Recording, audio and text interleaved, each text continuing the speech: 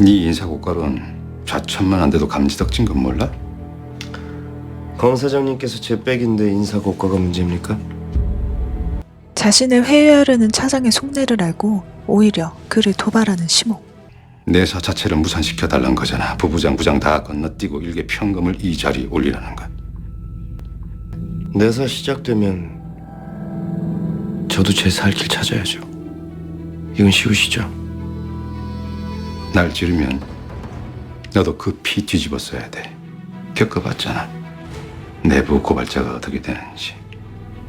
내부 고발로 죽나 내사로 잘리나 전 이 사건에서 밀려나겠죠.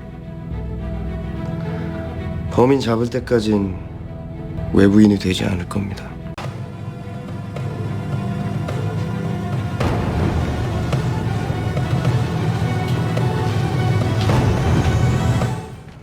심옥은 수사에서 배제되는 것을 막기 위해 방송에 출연합니다. 어떻게 된 건지. 자, 결론은 하나입니다. 지금 이자가 범인입니다. 희생자인 척 블랙박스를 향해 서 있었던 겁니다. 증거 조작은 없었네요. 그렇습니다. 부실 수사였습니다. 저기 미쳤나? 방송에서 밝히는 이유는 뭡니까? 범인을 잡아야 합니다. 반드시 잡겠습니다. 2달 안에. 어떻게 말입니까? 용의자도 모르는데. 실패하면 검사직에서 물러나겠습니다. 파면당하겠습니다. 그 안에 제 모든 걸 걸고 반드시 범인을 검거하겠습니다. 무슨 일이 생기면 은폐하려는 이제까지의 검경의 태도와는 달리 방송에까지 나와 실수를 인정하고 수사의 의지를 보여준 심옥이 사람들에겐 신선한 충격이었을 겁니다.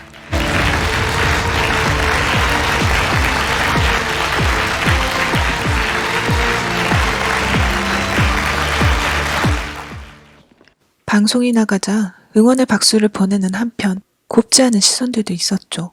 황시목 검사님의 소신 있는 행동을 지지합니다. 화이팅! 잘릴 것 같으니까 괜히 나와서 꼭 잡아주세요. 박수 보냅니다. 서부지검 동료들은 내부 고발자인 심옥을 대놓고 왕따시킵니다. 검사... 옆방 휴가 갔다고 나눴다는데도 이러네요. 뭐 나누기는 한 건지. 식사하러 안 가세요? 아직 공지가 안 왔는데요. 먼저 가세요.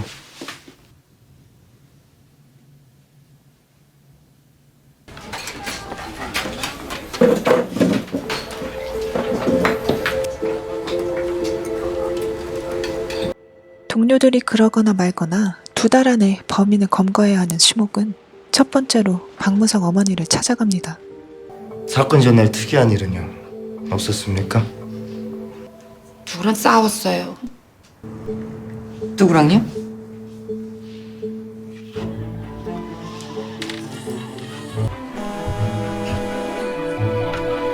빚쟁이일까 무시하지만 계속 걸려오는 전화. 누구셔? 뭐요? 내가 어떻게 알아?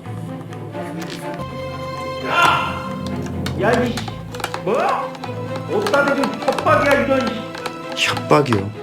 협박이라고 했습니까 지금? 상대가 누군지 모르십니까? 그치만 빚쟁이는 아니었던 것 같아요. 왜요, 어머니?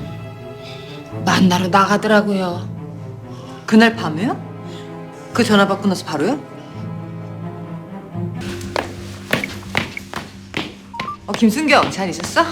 나 통화 내역 하나만 추적해 줄래? 그런데 그 전화가 걸려온 곳은 바로 서부지검. 0275-4270 많이 들어봤죠? 네? 박무성 씨가 죽기 전날 받았다는 전화 11시 07분 서부지검 민원실에서 건 거예요. 잠깐만요. 여기 민원실에서 박무성한테요? 심옥은 민원실로 달려가 CCTV를 확인하려 하지만 원칙상 보관일이 60일이라 폐기됐는데요. 60일에서 겨우 며칠 지났을 뿐이잖아요. 남은 게 있을 거예요. 그게 원칙은 60일인데 원칙은 60일인데 그래서요? 보통 15일이요. 근데 진짜 한 번도 문제된 적은 없었어요. 사고라는 게 원래 1분 1초마다 매번 계속 발생하지 않습니다. 문제 없다고 괜찮다고 원칙 무시하다가 어느 날 배가 가라앉고 건물이 무너지는 겁니다.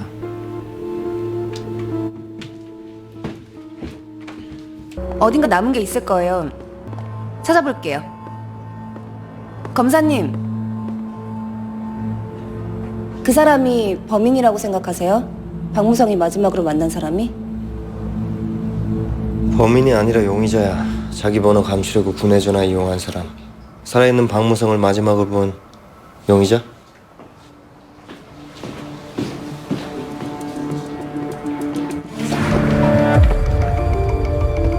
블랙박스 영상을 추적하던 심옥은 그가 한 카페로 갔었다는 것을 알게 됩니다. 1월 15일이요? 64일 전입니다.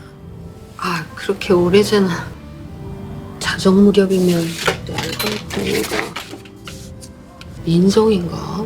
내 알바가? 그럼 그분 연락처 좀 알 수 있습니까? 아, 잠시만요. 제가 먼저 얘기해보고 연락드릴게요. 아니요, 저 급한 일이라서요. 그러신 것 같긴 한데 남의 전화번호 함부로 드리기는 좀 톡도 남겨놨으니까 바로 연락 올 거예요. 바로 전화 드릴게요. 저 아이스 아메리카노 하나요. 한편 집에서 일하던 심옥에게 걸려온 은수의 전화. 왜? 검사님, 댁이세요? 응? TV에서 호암동 특집 하는데 안 보세요? 응. 보셔야 할 것 같은데요. TV에서는 황 검사에 대한 내용이 방송되고 있었습니다. 서부지검 황시목 검사와 중학교 때 동창이었다는 한 제보자가 올린 글입니다. 그가 기억하는 황 검사가 학창시절 매우 폭력적이고 이유도 없이 그부들을 공격했으며 그로 인해 퇴학 조치를 당했다는 충격적인 내용이었습니다. 완전 사이코였어요. 선생님 보는 앞에서 발에 손가락 분질은 적도 있더니까요. 오죽하면 다들 사이코라고 부르겠어요. 사이코. 사실 심옥은 어렸을 적 작은 소리에도 지나치게 공격적으로 반응하는 아이였습니다. 시끄럽게 하는 반 친구를 다치게 하자 부모님은 그를 병원으로 데려가죠. 심옥은 뇌섬엽이 지나치게 발달했다는 진단을 받습니다. 결국 일부를 제거하는 수술을 받지만 공감 능력을 담당하기도 했던 이 부분을 제거해버린 탓에 기쁨도 슬픔도 또 타인과의 공감도 너무나 흐릿해져 버렸죠. 어떻게 과거를 알아낸 건지 방송은 자극적인 내용만이 편집되어 있었습니다. 방송을 본 사람들은 황 검사를 보며 수군대죠. 동재에겐 이 기회가 하늘에서 내려준 동아줄 같았습니다. 이건 울고 싶은데 뺨쳐준 정도가 아닙니다. 완전 절벽에서 찾은 거죠. 이대로 밀어붙여서 끝장내겠습니다. 어떻게 깜짝같이 감출 수가 있을까? 과거 얘기가 사실이라면 이건 거의 새로 태어난 거나 마찬가지인데. 동재는 계속해서 심옥을 몰아내자 설득하지만 왠지 창주는 그를 감싸는 듯 하죠. 어떻게 부정하느냐에 따라 황신목이한테는 엄청난 플러스야. 검사가 된 조폭, 법관이 된 문제야. 대중은 이런 스토리에 열광하지. 대체 어떻게 하시려고요?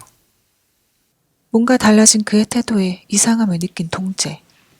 차장님, 왜 갑자기...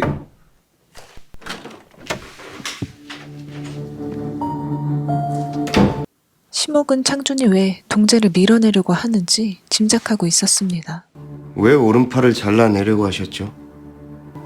잘랐냐? 또 신선한 팔이 잘하지.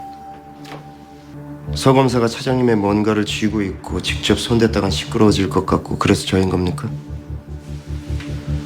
창준은 동재와 함께 비리를 저지른 사람이지만 도리어 그게 자신의 약점을 쥐고 있는 격이기에 동재를 멀리하기 시작한 것입니다. 대신 심옥을 도우면서 자신은 이 판에서 쏙 빠지려고 했겠죠. 한편 카페 사장의 연락을 받고 온 심옥, 알바생에게 박무성의 사진을 보여줍니다. 이 사람인데요. 아, 생각나요. 싸웠어요. 막 흥분해갖고. 그래서 생각나요. 자신이 추측했던 용의자 창준과 동재의 사진을 보여주는 심옥. 그럼 그때 같이 있던 사람이 이 사람입니까? 아닌데요. 이 사람입니까? 그게 아니고요. 이 사람이다. 그런데 알바생이 지목한 사람은 이 사람이요.